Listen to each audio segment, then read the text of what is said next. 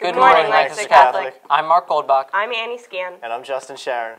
Today's Friday, February 20th, 2015. Scheduled Day B, Rotation 9-8. And this is the Week in Review, a special edition of the morning show.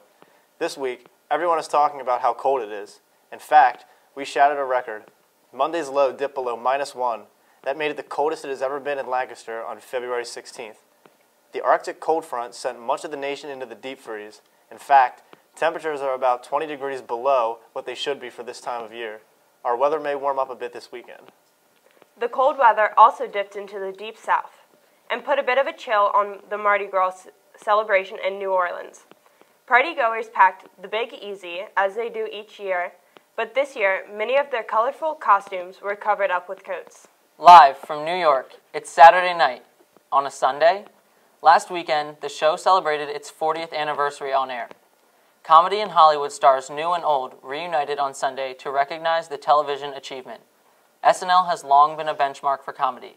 It's made stars out of many of its cast, including Will Ferrell, Jim Carrey, Jimmy Fallon, and Tina Fey, to name just a few. Congratulations, Saturday night. Congratulations to the Crusader girls basketball team. They scored a 61-49 comeback win against Lampeter Strasburg in their District 3 Class AAA first-round game. The girls advanced to Saturday's district quarterfinal against Greencastle Antrim. Go Crusaders. The boys' team didn't fare as well. This week brought an end to their season with a 74-43 opening round loss to Steelton-Heisburg. This week, we celebrated President's Day, so we thought it would be fun to test your knowledge about the only president from Pennsylvania who happened to live in Lancaster. Ready? What is the name of James Buchanan's home? Who was his first lady? Buchanan held 4 important national positions before becoming president. Can you name any of them? We'll have the answers at the end of the newscast. This week also brought the translation of a lost gospel dating from the 6th century. Researchers at Harvard University deciphered the book known as the Gospel of the Lots of Mary. It's not about the life of Jesus, but rather it's about his mother, Mary. The book is so tiny, it fits in the palm of your hand, and it still has ancient thumbprints on its pages. Its origins remain a mystery. Here's another mystery. Where have 4 million Twitter users gone? The social media site is now down to 288 million users a month, which falls short of Instagram's 300 million. But it's not all doom and gloom for Twitter. Their earnings increased 97% compared to last year. The once popular electronics retailer, Radio Shack, is in some serious trouble. The company hasn't turned a profit since 2011, and now it's declared bankruptcy. Radio Shack is closing many of its stores nationwide. The Park City store is the only one in Lancaster County that will be closing. The others in the area, including the Columbia, Willow Street, Lidditz, and Ephrata stores, are okay and will remain open for now.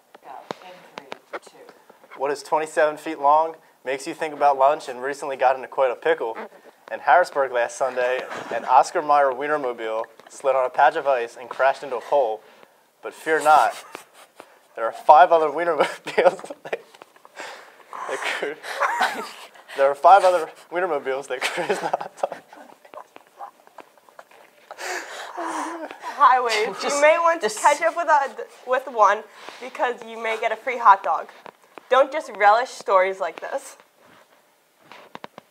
This past Valentine's Day, every girl at a high school in Oklahoma was feeling the love.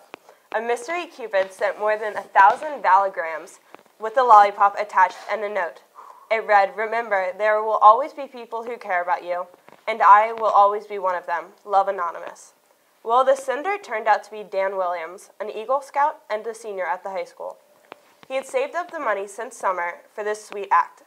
He said he was not trying to get any special attention, he just wanted to do a good deed.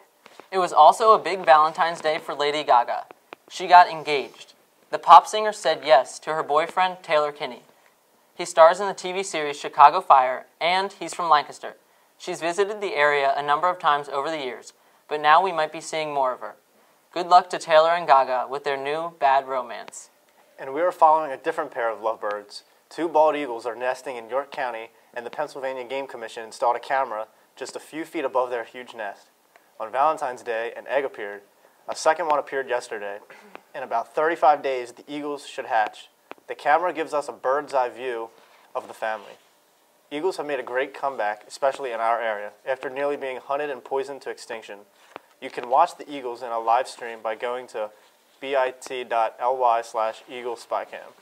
Here are the answers to the questions about President Buchanan. His home is called Wheatland. His first lady was his niece, Harriet Lane, because Buchanan was our only bachelor president. Buchanan served as congressman, senator, minister to Russia and England, and Secretary of State. Gung hoi fat choi. Happy Lunar New Year to all our Asian students and friends. 2015 is the year of the goat. Have a great weekend, Crusaders.